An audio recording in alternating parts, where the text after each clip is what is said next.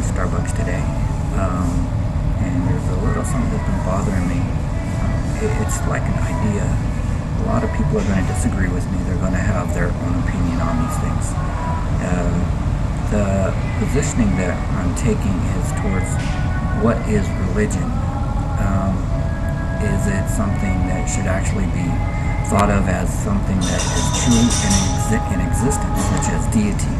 Or is it something that should be thought of as merely a perception within the structuring of a belief patterning that you're told you should believe in for a guideline to particular moral standards?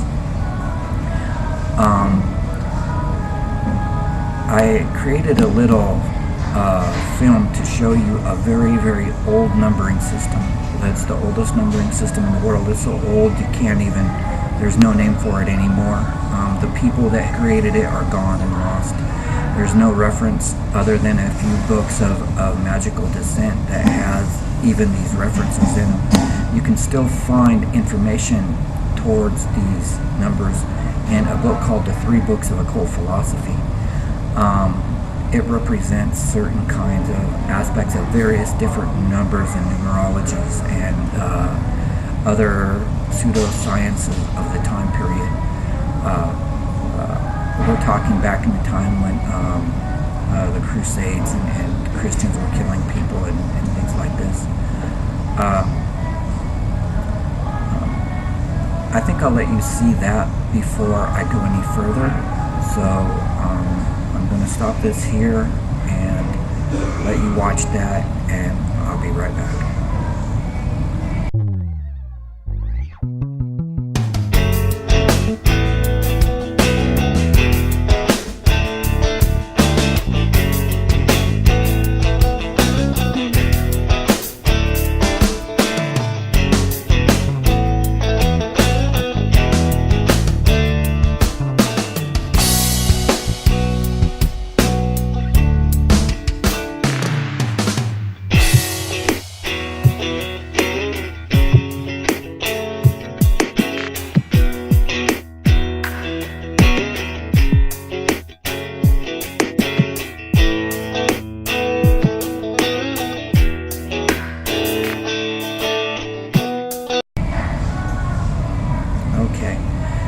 You've seen that.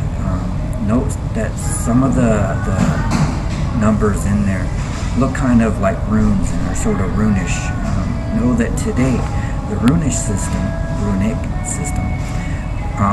has its origins in gypsy theology and other things like this, and is also so old as to have lost its origins. So many different people use it and things like this. Now, I believe it was originally created to hide this numbering system, even though it wasn't used precisely the way that it was supposed to be used. It was structured so as to create a safety net so people wouldn't forget at least the look and appearance as other things come together to produce various different things. The position within the thought must mature to a point where the understanding can once more come into play. And I believe that, we are capable of handling these informations right now. To sound quite, big-headed, people are smart. Okay, all that being said, the idea of religion comes from the positioning of a deity of some kind, or a people who wanted to believe in a deity of some kind. Let's say lightning crossed the sky, and where it hit, it created a fire. And man cultivated this fire, and he thought of that fire as a god, or as something that he did not quite understand, as these were prehistorics. And as he cultivated the fire, he noticed that it went out. He didn't know how to keep it alive. When he finally figured it out, he knew that it needed food, something that it could eat. It needed air, and it was able to sustain its own existence as long as it had those things. So he thought of it as being alive. He thought that lightning must also be alive, and that the fire must be its child in some way. So lightning was the first deity. Fire was the second deity. The sun has always been in the sky and was never actually thought of as a deity until the misrepresentation of certain belief systems within our culture to point at people who practice the not really worship of the sun, but the respect that they were being given to the sun at that time period.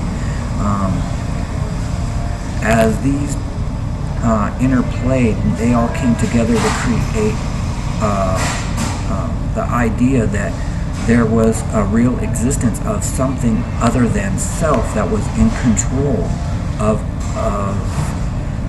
our lives, of lives of plants, of lives of animals, the structuring of people to create these pseudo understandings towards what they wanted to perceive as real. They would often point at things and do stuff to make you feel odd if you didn't believe the way they told you to. They even went so far, certain religious orders, to kill people who wouldn't believe as they were told to believe. In the Bible, the mark of the beast, like take that for instance, is 22. 666 was the number of man the beast had killed to bring forth Armageddon into the world.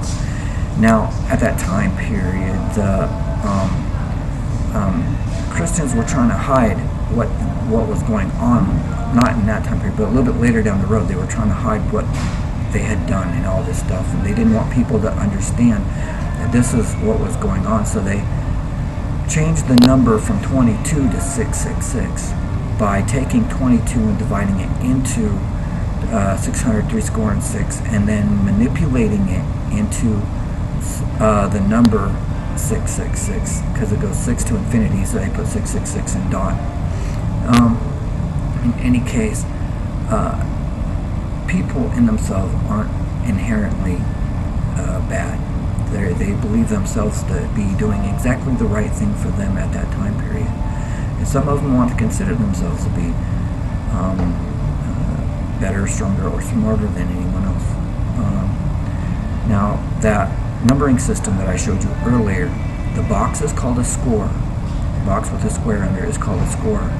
The numbers inside of it vary. The one number that I want you to pay particular attention to was the 22, because in their religion it states that the mark of the beast was something you could see from a hilltop when you look down over mountains and things like this, and you were to shun those people. Well, if you've seen a straight line, a pike, and you've seen 22, or the mark of the beast, which is a cross, you would know that you should stay away from those people because they were killing other people in order to perpetuate their beliefs of that time period. We know this from the Crusades and all kinds of other things, that this was in fact taking place. But the numbering system had been lost in generations. I'm not saying that these people were bad for doing it. They were trying to bring their own kind of morbid reality to the world, which was the death of all men. But at the time period, they were trying to preach it as good. Well, people grow and they strengthen themselves in the particular instructions of what they want to perceive as real. I just want to bring that numbering system to light a little bit so as to give you an understanding that not everybody perceives things the same way, because Christians don't perceive themselves as being mean or malicious today. They have gotten rid of all the killing for the most part, all the pillaging and destroying of other people's things so that they can manipulate how people think, because 90% of the world is now Christian in origin. Almost all the other deity-based organizations have been brought into a kind of superstitious dogma where they will point at and say, oh, those things were just, not real. And one day we'll all come to an understanding that there is no God, there are no devils, and there is only the illusion to consciousness of things they want to perceive as real so that they might feel good about themselves for whatever reason, and morally responsible for actions that is taken in either goodness or some type of hate crime for their own reasons. Thank you. You have a good day.